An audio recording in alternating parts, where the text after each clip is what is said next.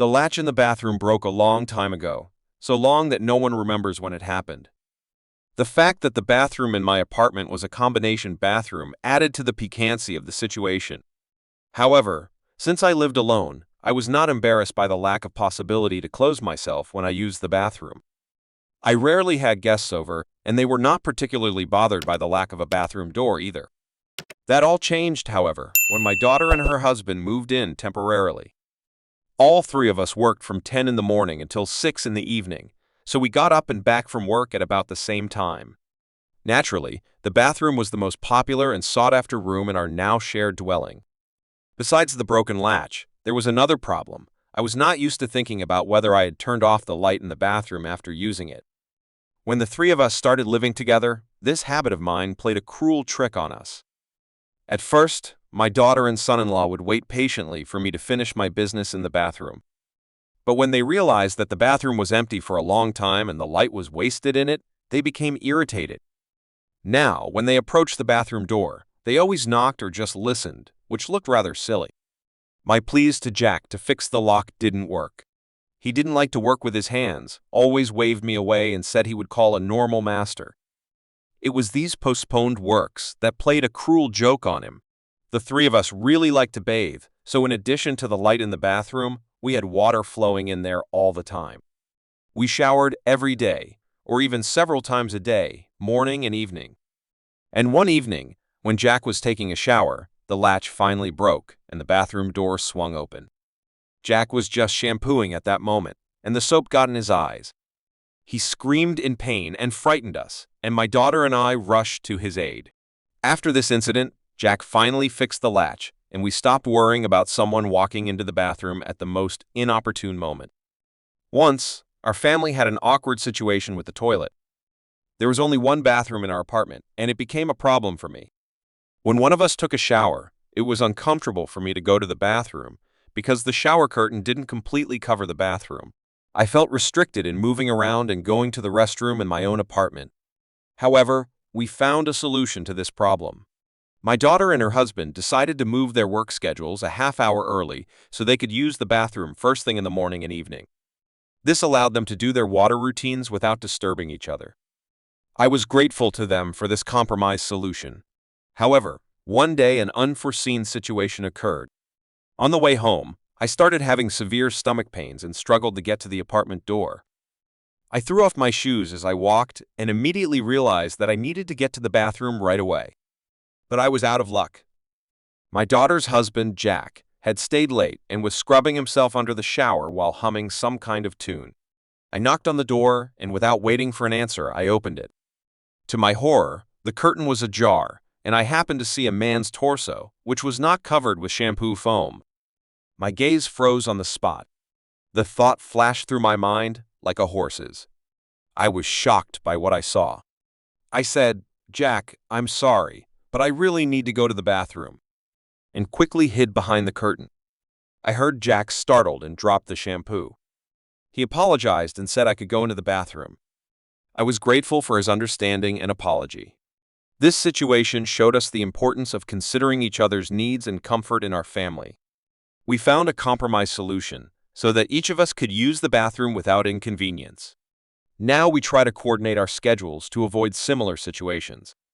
It is important to remember that unforeseen situations always arise in a family, but it is important to maintain mutual understanding and willingness to compromise. This helps us to overcome difficulties and maintain harmony in family life.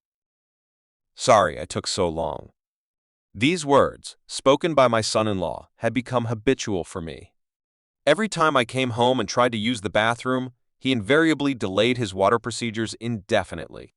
"That's okay," I replied, though a mixture of irritation and embarrassment was simmering in my soul.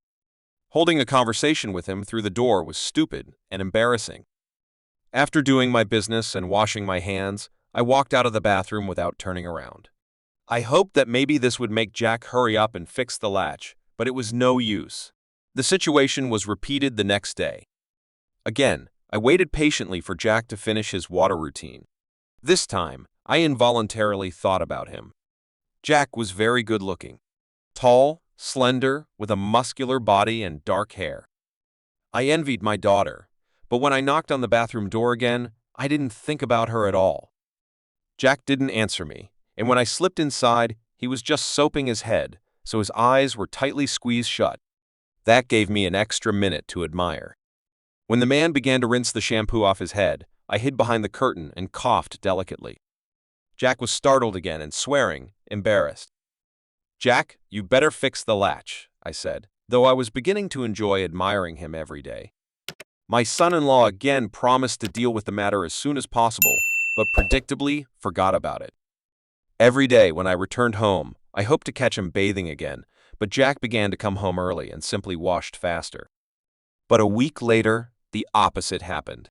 "Mom, I'm sorry. I really have to go," I suddenly heard from behind the curtain.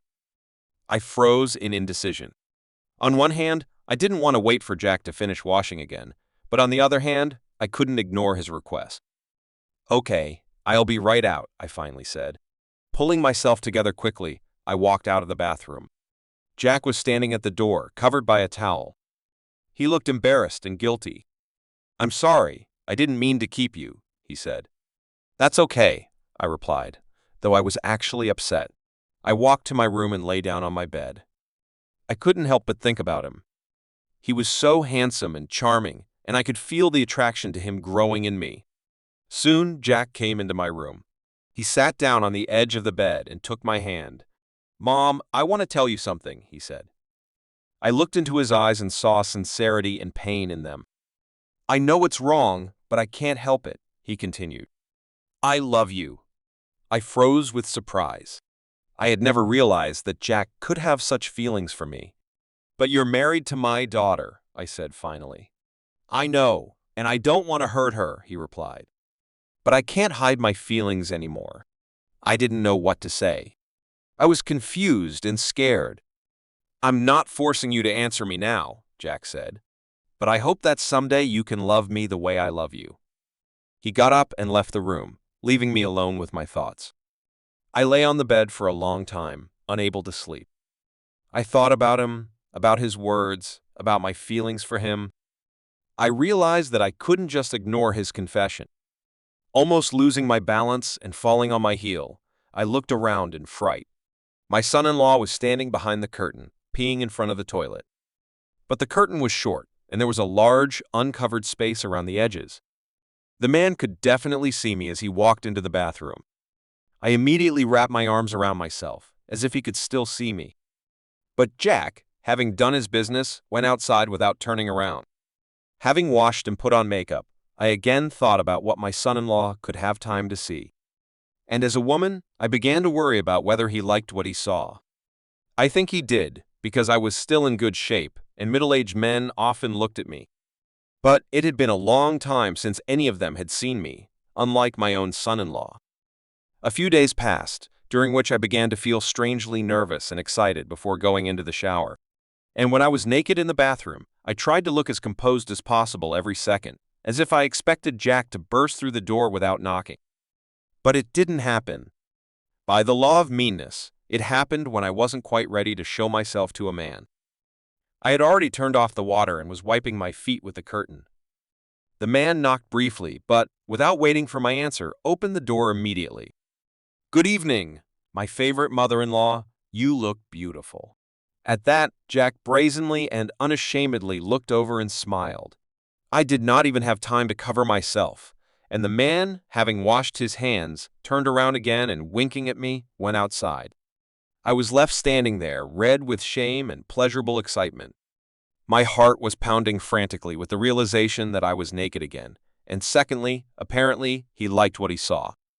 3 days later, on Friday, a short working day, I decided to take a longer soak under the jets of the shower. But, as it turned out, Jack came home an hour early, too. However, during another meeting in the bathroom, he behaved quite differently. He once again openly admired me, washed his hands, and began pulling off his shirt.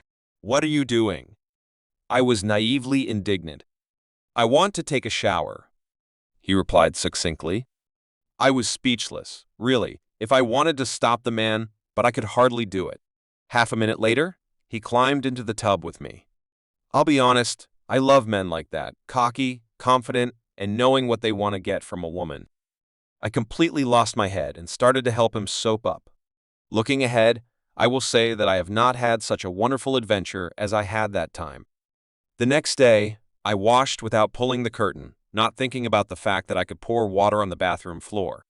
I was waiting for my son-in-law and hoped that he would decide to repeat that wonderful event. And the man did not disappoint me. Going into the bathroom, he sharply pulled off his t-shirt and said, "I talked to my wife. She shifted her work schedule an hour ahead, and now every day will come later. We'll have a whole hour of free time." Get likes, subscribe to the channel, and comment. Thank you. Good luck, everybody.